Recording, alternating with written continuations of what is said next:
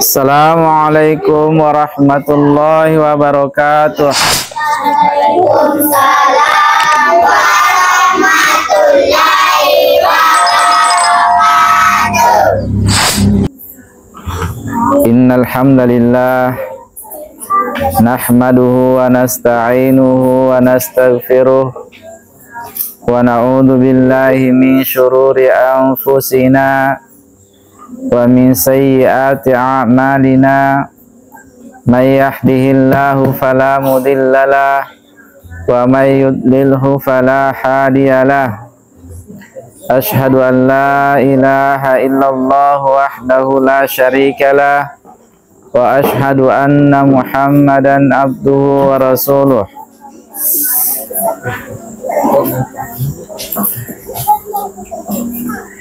Ya ayyuhalladzina amanu taqullaha haqqa tuqatih wa la tamutunna illa wa antum muslimun. Ya ayyuhalladzina amanu taqullaha wa qulu qawlan sadida yuslih lakum a'malakum wa yaghfir lakum dhunubakum wa may yuti'illaha wa rasulahu faqad faza fawzan 'azima. Amma ba'd, fa inna asdaqal hadithi kitabullah wa khairal hadi Muhammadin sallallahu alaihi wasallam wa syarrul umuri muhdatsatuha fa inna kulla muhdatsatin bid'ah wa kulla bid'atin dhalalah wa kulla dhalalatin finnar. Alhamdulillah, segala puja dan puji hanyalah milik Allah Subhanahu wa taala, di mana Allah Subhanahu wa taala yang maha merahmati, yang maha menyayangi akan hamba-hambanya, yang senantiasa mencurahkan berbagai macam nikmat dan karunia-Nya kepada hamba-hambanya.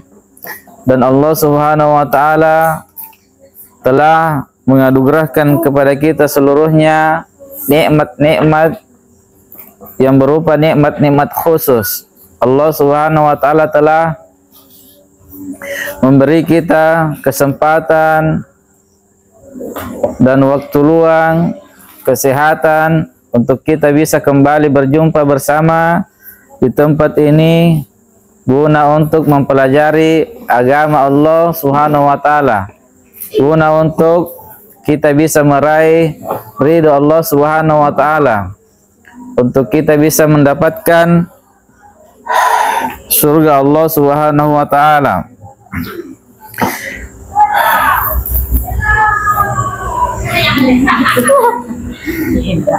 Ketahuilah adik-adikku sekalian, Allah Subhanahu wa taala apabila mencintai seorang hamba, maka Allah Subhanahu wa taala akan memberikan kepadanya kepahaman akan agamanya. Allah Subhanahu wa taala memberi kepada seorang hamba itu pemahaman yang benar tentang agamanya. Rasulullah sallallahu alaihi wasallam bersabda, "May yuridillahu khaira yufaqihu fid din." Barang siapa yang Allah Subhanahu wa taala kehendaki padanya sebuah kebaikan, kebaikan dunia, kebaikan alam barzah dan kebaikan akhirat, di negeri akhirat, yufaqihu fid din, maka Allah Subhanahu wa taala akan pahamkan kepadanya tentang perkara agamanya. Ini menunjukkan betapa besarnya kasih sayang Allah Subhanahu wa taala kepada kita seluruhnya, di mana Allah Subhanahu wa taala memberi kita kesempatan dan waktu luang di malam hari ini untuk mempelajari agamanya. Ini adalah tanda-tanda kebaikan dari Allah Subhanahu wa taala.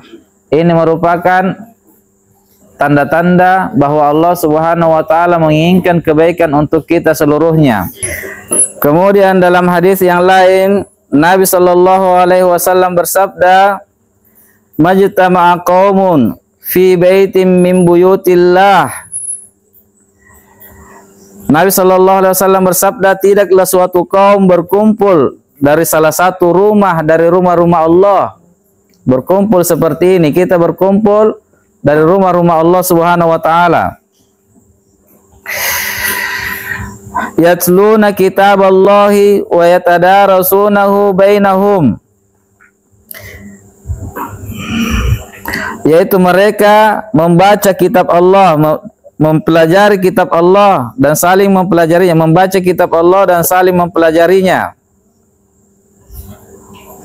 Illa nazalat alaihimus sakinah, kecuali akan turun kepada mereka sakinah, ketenangan. Wa ghasyiyatuhumur rahmah, mereka akan dinaungi oleh rahmat. Wa haffathumul malaikah, dan malaikat akan meliputinya. Wa dzakarahumullahu fi man indah, dan Allah Subhanahu wa taala akan senantiasa menyebut-nyebut namanya di sisi makhluknya yang paling mulia di kalangan para malaikat. Betapa mulianya hamba-hamba yang diberi taufik oleh Allah Subhanahu wa taala untuk bermajelis ilmu. Betapa banyak rahmat yang diberikan kepadanya. Ini adalah tanda-tanda kebaikan yang diinginkan dari hamba tersebut. Ini tanda-tanda kebaikan yang Allah Subhanahu wa taala inginkan kepada hamba tersebut. Di sini Nabi sallallahu alaihi wasallam mengatakan, tidaklah sesuatu kaum yang mereka itu senantiasa berkumpul dari rumah-rumah Allah, bermajelis ilmu. Maksudnya di sini Nabi sallallahu alaihi wasallam berkumpul dari rumah-rumah Allah itu bermajelis ilmu. Kemudian di sana mereka membaca Al-Qur'an lalu saling mempelajarinya. Yang kita lakukan malam hari ini seperti itu. Kita membaca Al-Qur'an, kita menghafal Al-Qur'an, dan kita saling mempelajari akan makna-makna dari Al-Qur'an tersebut. Melainkan akan turun kepada mereka sakinah, ketenangan. Akan Allah Subhanahu wa taala turunkan kepada hamba-hamba itu ketenangan, sakinah, kedamaian, perasaan sejuk. Kemudian mereka akan dinaungi oleh rahmat. Rahmat Allah Subhanahu wa taala akan senantiasa menaunginya. Dan mereka akan dilingkup oleh para malaikat. Para malaikat akan menaungi mereka dengan sayap-sayapnya. Dan keutamaan yang terbesar yang Allah Subhanahu wa taala berikan kepada mereka yang senantiasa bermajelis ilmu adalah Allah Subhanahu wa taala akan senantiasa menyebut-nyebut namanya di sisi makhluknya yang paling mulia di kalangan para malaikat. Allah akan sebut semua yang hadir di majelis ilmu itu, Allah Subhanahu wa taala akan senantiasa sebut-sebut namanya. Si fulan telah hadir bermajelis ilmu di malam ini. Si fulan telah hadir, si fulan telah hadir. Di hadapan malaikat yang sangat mulia. Kemudian dalam hadis yang lain Nabi sallallahu alaihi wasallam pernah bersabda, apabila Allah Subhanahu wa taala mencintai seseorang, maka Allah Subhanahu wa taala akan berkata kepada malaikat, sesungguhnya saya mencintai si fulan, maka cintailah dia. Maka malaikat itu pun mencintai seseorang itu, dan dia pun beritakan kepada malaikat yang lain bahwa Allah Subhanahu wa taala mencintai si fulan, maka cintailah dia. Dan salah satu bentuk cintanya Allah Subhanahu wa taala adalah apabila kita senantiasa berupaya untuk mempelajari agamanya. Ini adalah tanda kebaikan yang Allah Subhanahu wa taala inginkan kepada kita. Di mana sangat sedikit di antara hamba-hamba Allah Subhanahu wa taala yang mau bermajelis ilmu. Kebanyakan manusia yang hidup di muka bumi ini di zaman ini, mereka terlena dengan berbagai macam keindahan-keindahan duniawi. Mereka terlena dengan berbagai macam syahwat-syahwat mereka. Mereka senantiasa disibukkan oleh keinginan hati mereka berupa syahwat-syahwat mereka. Sangat sedikit dari hamba-hamba Allah Subhanahu wa taala yang mau mempelajari agamanya. Maka syukuri ini adik-adikku sekalian, karena apa yang kita lakukan di malam hari ini adalah tanda Allah Subhanahu wa taala menginginkan kepada kita kebaikan.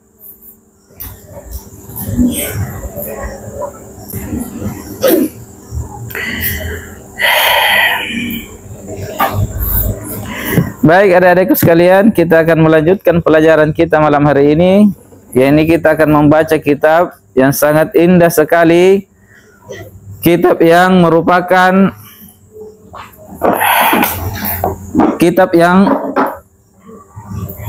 membahas tentang perkara-perkara yang paling inti dalam agama ini, di mana seseorang itu tidak akan bisa menyempurnakan keislamannya kalau dia tidak mengetahui tentang perkara yang akan dibahas dalam kitab ini, yaitu Kitabut Tauhid.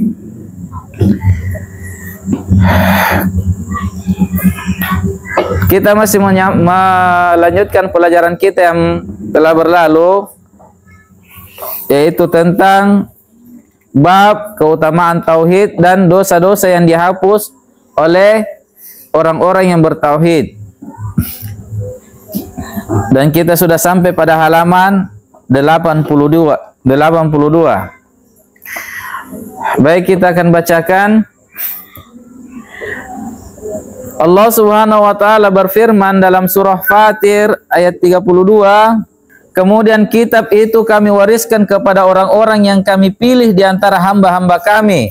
Lalu di antara mereka ada yang menzolimi diri mereka sendiri, ada pula di antara mereka yang pertengahan, dan ada pula di antara mereka yang terdepan dalam berbuat kebaikan dengan izin Allah Subhanahu wa taala. Maka yang demikian itu adalah karunia yang amat besar yang Allah Subhanahu wa taala berikan kepada hamba tersebut. Mari kita perhatikan ayat-ayat Allah Subhanahu wa taala ini. Allah Subhanahu wa taala berkata, kemudian kitab itu kami wariskan kepada orang-orang yang kami pilih di antara hamba-hamba kami. Maksudnya Allah Subhanahu wa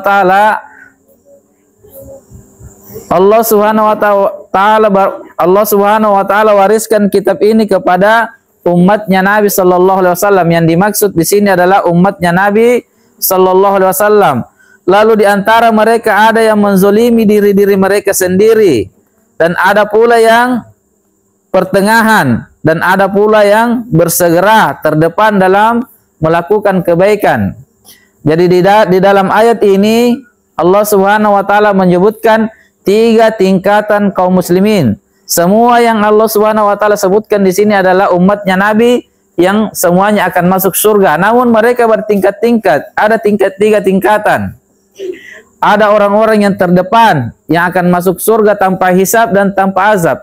Tidak lagi ditanya-tanya tentang dosanya, langsung masuk surga. Ini adalah tingkatan yang paling tinggi. Tingkatan tertingginya dari hamba-hamba Allah Subhanahu wa taala, dari umatnya Nabi sallallahu alaihi wasallam yang akan masuk surga. Orang-orang yang senantiasa terdepan, terdahulu, yang senantiasa bersegera melakukan kebaikan, yang senantiasa bersegera meninggalkan hal-hal yang Allah Subhanahu wa taala larang, akan masuk surga tanpa hisab dan tanpa azab. Dan di dalam hadis yang lain Nabi sallallahu alaihi wasallam pernah bersabda, akan masuk surga dari kalangan umatku 70.000 orang tanpa hisab dan tanpa azab. Jadi akan ada dari umatnya Nabi sallallahu alaihi wasallam sejumlah 70.000 orang yang akan masuk surga, tidak ditanya-tanya lagi, tidak dihisab, tidak ditanya, tidak diazab, langsung saja masuk surga. Ini semua adalah rahmat dan karunia dari Allah Subhanahu wa taala yang diberikan kepada umatnya Nabi sallallahu alaihi wasallam. Ini adalah tingkatan yang paling utama. Kemudian di antara mereka ada yang pertengahan. Yang mana yang dimaksud oleh Allah Subhanahu wa taala yang pertengahan, umatnya Nabi yang pertengahan, yaitu adalah mereka-mereka yang senantiasa mengerjakan yang wajib-wajib saja. Adapun amalan-amalan sunnah, mereka tidak terlalu bersemangat mengerjakan amalan sunnah, tetapi mereka tidak mau meninggalkan perkara yang wajib. Dia senantiasa mengerjakan yang wajib-wajib saja dan meninggalkan dosa-dosa besar, walaupun dia masih sering kadang terjerumus dalam dosa-dosa kecil. Ini adalah tingkatan pertengahan. Dan tetap hamba ini akan dimasukkan ke dalam surga oleh Allah Subhanahu wa taala, namun dengan hisab. Dia akan dihisab, namun hisabnya adalah hisab yang ringan, tidak terlalu berat. Namun dia tidak termasuk golongan yang pertama tadi yang akan masuk surga tanpa hisab dan tanpa azab. Dia tetap dihisab, namun hisabnya adalah hisab yang ringan. Hamba-hamba Allah yang senantiasa mengerjakan kewajiban-kewajibannya kepada Allah dan meninggalkan dosa-dosa besar. Kemudian tingkatan yang paling rendahnya adalah mereka hamba-hamba Allah, yakni umatnya Nabi sallallahu alaihi wasallam yang masih sering terjerumus ke dalam berbagai macam kezaliman. Mereka menzalimi diri-diri mereka, namun mereka tidak menyentuh kezaliman yang terbesar sebagaimana yang kita jelaskan pada pertemuan yang telah berlalu, yaitu kesyirikan. Mereka sangat menjauhkan diri mereka dari kesyirikan. Mereka tidak menyentuh dosa ini sampai dia kembali kepada Allah Subhanahu wa taala. Namun dosa-dosa besar dia melakukannya dan kadang dia lalai dari perkara-perkara kewajibannya. Perkara-perkara yang Allah Subhanahu wa taala wajibkan kepadanya. Ini adalah golongan atau kelompok yang ketiga atau tingkatan yang paling rendahnya. Dan hamba yang seperti ini dia akan dicuci dulu di neraka. Dibersihkan dulu dosa-dosanya. Dan kalau Allah Subhanahu wa taala menghendaki, atau hamba yang seperti ini itu akan kembali kepada kehendak Allah Subhanahu wa taala. Kalau Allah menghendaki, dia akan diampuni. Dan kalau Allah Subhanahu wa taala menghendaki, maka dia akan disiksa dulu di neraka. Dicuci dulu di neraka, dibersihkan semua dosa-dosanya, lalu dia pun akan dimasukkan ke dalam surga. Disebabkan hamba ini dia sangat senang menzalimi diri-dirinya, namun dia juga tidak mau terjerumus ke dalam perkara kekufuran, kekafiran, tidak mau juga terjerumus ke dalam perkara kesyirikan. Jadi dia masih terhitung dalam kategori umatnya Nabi sallallahu alaihi wasallam, kaum muslimin. Namun dia berada di tingkatan yang paling rendah karena masih sering melalaikan kewajiban-kewajibannya dan dia masih sering melakukan dosa-dosa besar. Namun tetap dia terhitung sebagai umatnya Nabi sallallahu alaihi wasallam yang akan dimasukkan ke dalam surga walaupun dengan setelah dia dicuci dulu. Maka ini adalah maksud dari firman Allah Subhanahu wa taala ini. Baik adik-adikku sekalian, kita akan jelaskan sebuah hadis dari Nabi sallallahu alaihi wasallam, hadis yang panjang dari Auf Ibnu Malik radhiyallahu taala anhu. Dari Nabi sallallahu alaihi wasallam, beliau bersabda, umatku nanti akan terbagi menjadi 3 golongan. Kelak nanti di hari kiamat umatku akan terbagi menjadi 3.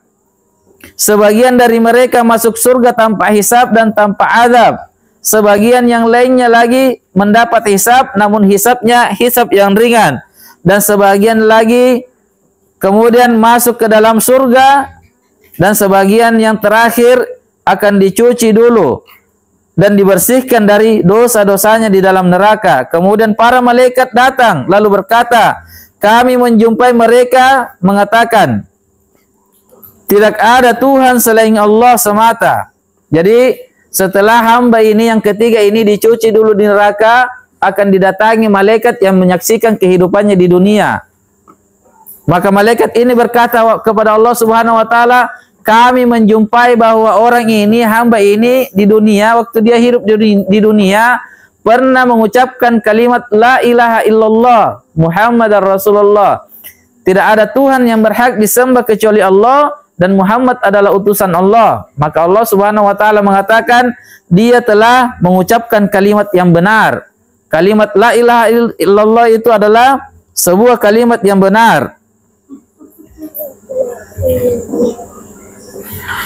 Maka Allah Subhanahu wa taala mengatakan, bebaskanlah dia dan masukkanlah dia ke dalam surga. Kemudian Allah Subhanahu wa taala perintahkan bahwa kepada malaikat, bebankanlah beban dosa-dosanya hamba itu kepada orang-orang yang kafir di neraka. Jadi dosa-dosa orang yang beriman ini dipindahkan kepada orang-orang kafir yang berada di neraka, kemudian dia pun dikeluarkan oleh Allah Subhanahu wa taala dan dimasukkan ke dalam surga. Berkat keutamaan dari kalimat yang diucapkan, yaitu kalimat la ilaha illallah sewaktu di dunia. Dan kalimat ini dia jujur di atasnya, bukan hanya sekedar di mulutnya saja dia ucapkan la ilaha illallah, namun dia masih sering meminta-minta di kuburan, masih sering mendatangi tempat-tempat keramat lalu dia minta-minta di situ, masih sering dia menakuti hal-hal yang tidak pantas ditakuti, masih sering meminta-minta kepada selain Allah Subhanahu wa taala. Bukan yang seperti ini, namun ucapannya la ilaha illallah dan perbuatannya serta apa yang dia yakini itu menggambarkan dari kalimat la ilaha illallah, maka orang ini akan Allah Subhanahu wa taala selamatkan dari neraka, betapapun besarnya dosanya, bagaimanapun banyaknya dosanya. Bahkan di hadis yang lain Nabi sallallahu alaihi wasallam bersabda, andai kata kalian wahai hambaku, kata Allah Subhanahu wa taala, datang berjumpa denganku, kalian datang kepadaku membawa dosa sepenuh bumi, maka lalu kalian tidak membawa dosa syirik, tidak membawa dosa menyekutukan aku dengan sesuatu apapun, maka aku akan mendatangi kalian dengan ampunan seluas bumi pula.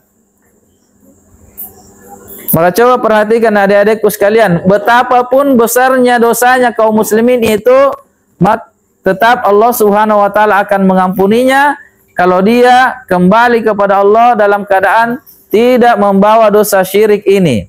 Betapapun besarnya dosanya, maka hamba ini dikeluarkan oleh Allah Subhanahu wa taala dari neraka dan dosa-dosanya itu akan dibebankan kepada orang-orang kafir yang berada di neraka.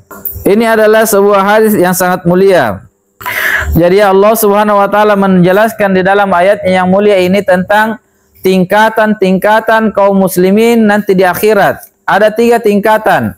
Ada tingkatan orang-orang yang paling terdepan masuk ke dalam surga. Masuk surga tanpa hisab dan tanpa azab. Ada yang pertengahan, dihisab dulu namun hisabnya ringan, karena hamba ini tidak meninggalkan kewajibannya kepada Allah Subhanahu wa taala dan tidak mengerjakan dosa-dosa besar. Kemudian tingkatan yang paling rendahnya, mereka adalah orang-orang yang senantiasa lalai dari kewajiban-kewajibannya dan masih sering terjerumus ke dalam dosa-dosa besar, namun dia tidak menyentuh dosa kesyirikan.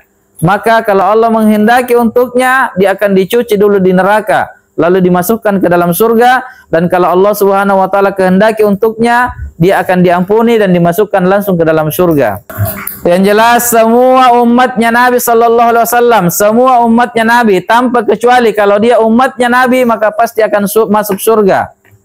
Kata Nabi sallallahu alaihi wasallam, semua umatku akan masuk ke dalam surga kecuali yang enggan, kecuali yang tidak mau.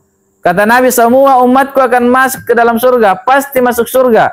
Kalau dia termasuk dalam kategori umatnya Nabi, pasti akan masuk surga. Kata Nabi, kecuali yang enggan, yang tidak mau.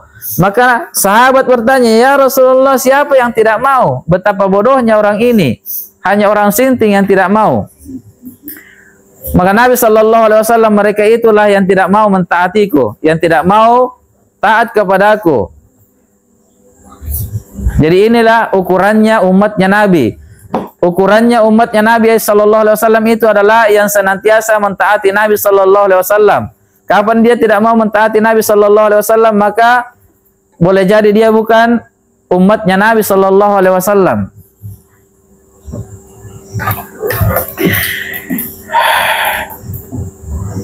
Maka perhatikan perkara ini adik-adikku sekalian. Perhatikan perkara ini. Jadilah kita sebagai umatnya Nabi sallallahu alaihi wasallam yang sebenar-benarnya umatnya Nabi.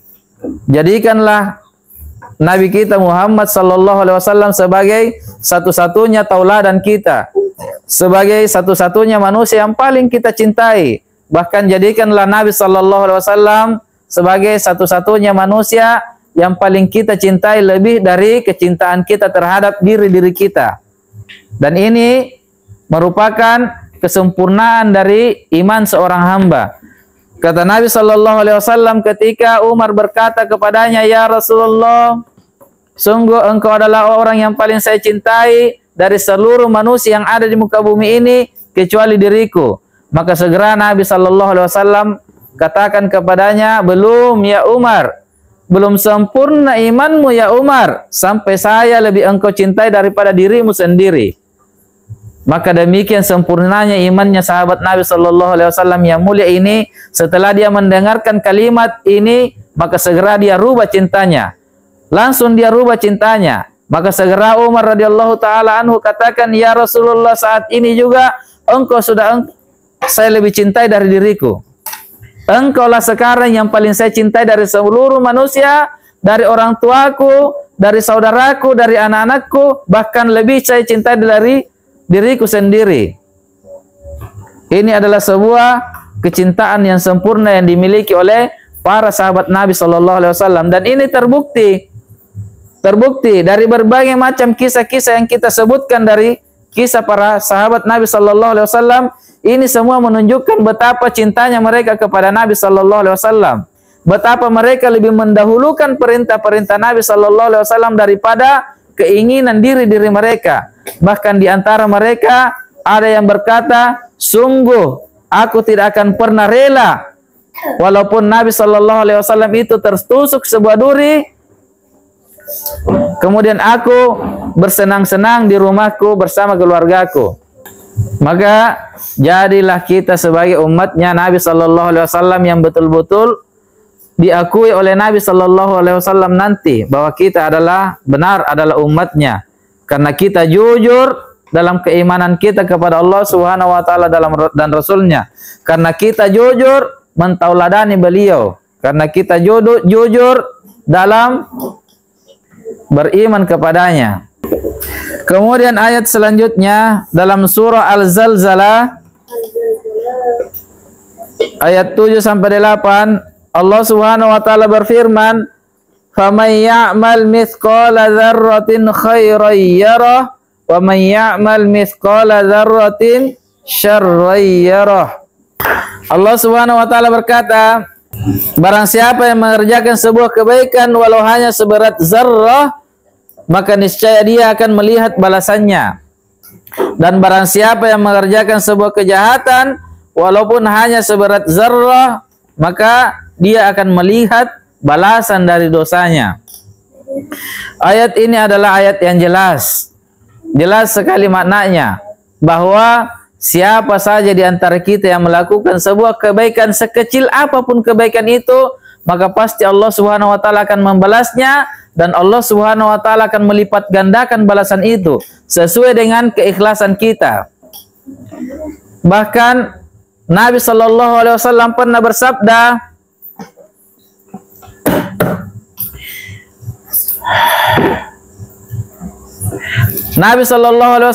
bersabda, peliharalah, jagalah diri kalian dari api neraka walau hanya bersedekah dengan separuh biji korma. Apa nilainya separuh biji korma ini, adik-adikku sekalian? Ini hanya cukup untuk satu biji gigi kita kalau dimakan separuh biji korma, seperduanya. Namun kata Nabi sallallahu alaihi wasallam, walau hanya sekecil ini kalian bisa terhindar dari neraka. Maka jagalah diri kalian dari api neraka walau hanya bersedekah dengan separuh biji korma. Betapa Allah Subhanahu wa taala mensyukuri kebaikan hamba-hambanya. Betapa Allah Subhanahu wa taala tidak pernah menyia-nyiakan amalan apapun yang dilakukan oleh hamba-hambanya. Amalan yang sekecil apapun itu, maka tetap Allah Subhanahu wa taala akan membalasi mereka, bahkan itu bisa menjadi sebab dia terhindar dari neraka. Separuh biji kurma, bagaimana lagi kalau satu biji kurma? Bagaimana lagi kalau 2 biji? Kalau 10 biji, 100 biji? Bagaimana lagi kalau dia senantiasa memberi kepada orang-orang miskin makanan-makanan?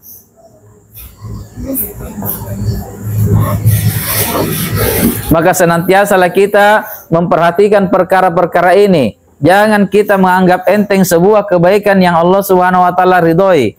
Jangan kita memandang rendah perkara-perkara yang Allah Subhanahu wa taala ridhoi. Karena perkara itu sekecil apapun itu, maka dia bisa menjadi sebab kita terhindar dari api neraka Allah Subhanahu wa taala. Sekecil apapun perkara itu, kalau kita ikhlas mengerjakannya, maka itu bisa menjadi sebab kita masuk ke dalam surganya Allah Subhanahu wa taala. Maka perhatikan perkara ini. Kemudian Allah Subhanahu wa taala katakan, dan siapa saja mengerjakan sebuah kejelekan, sebuah dosa, walaupun beratnya hanya sebesar biji zarrah, maka pasti dia akan mendapatkan balasannya. Dia akan melihat balasannya. Oleh karena itu, adik-adikku sekalian, jangan bermain-main dengan dosa. Jangan merendahkan perkara dosa. Jangan menganggap enteng sebuah dosa. Karena dosa itu, sekecil apapun dosa itu, tetap kita akan melihat balasannya. Tetap Allah Subhanahu wa taala akan memperlihatkan balasannya. Karena Allah Subhanahu wa taala adalah zat yang maha adil. Sekecil apapun dosa itu jangan kita anggap remeh. Ingat bahwa Allah Subhanahu wa taala pasti akan memperlihatkan dosa yang kita kerjakan itu walaupun hanya seberat zarrah. Bahkan dosa yang kecil itu, adik-adikku sekalian, bahkan dosa walaupun itu kecil, kalau kita lakukan dengan sengaja, maka itu bisa menjadi dosa-dosa besar. Karena akan timbul di dalamnya kesombongan kepada Allah Subhanahu wa taala. Kita akan berbuat sombong. Sementara kata Nabi sallallahu alaihi wasallam, tidak akan pernah mencium bau harum dari surga orang-orang yang memiliki kesombongan di dalam hatinya walaupun hanya seberat zarrah. Dan cukuplah kesombongan itu apabila seseorang itu mengenteng-entengkan perkara dosa dan dia menganggap bahwa dosa-dosa itu adalah perkara yang lumrah saja. Dia berbuat sombong kepada Allah Subhanahu wa taala.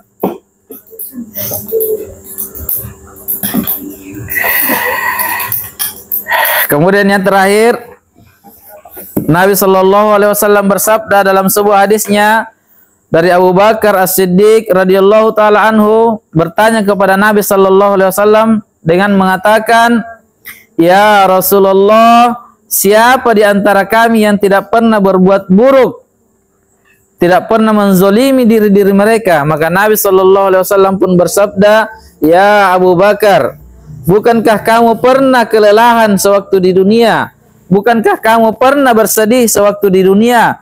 Bukankah kamu pernah tertimpa cobaan sewaktu di dunia?